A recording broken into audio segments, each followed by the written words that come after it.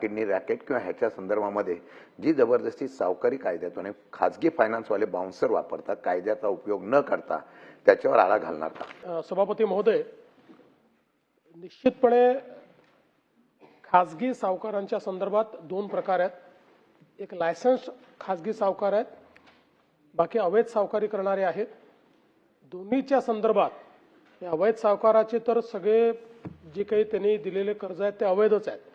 त्यामुळे त्या संदर्भात आमची अपील असेल की जर अशा प्रकारे कोणाला प्रताडित केलं जात असेल तर त्यांनी तक्रार करावी. आम्ही तक्रार घेऊ आणि त्या सावकारावर कारवाई करू.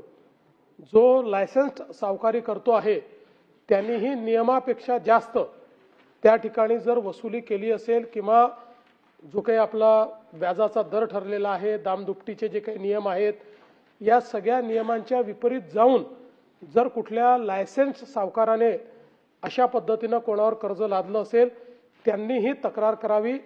आम्ही कारवाई करून नियमानुसार त्या ठिकाणी त्यांना पूर्ण रिलीफ देऊ आणि अशा प्रकारे चुकीचं जर काम कोणी करत असेल तर त्यांचा सावकारीचा लायसन्स देखील रद्द होईल आणि फौजदारी कारवाई देखील त्या ठिकाणी करण्यात येईल, हा विश्वास मी देतो. आणि या संदर्भात या सभागृहात सांगितल्यानंतर सर्वांना समजतं.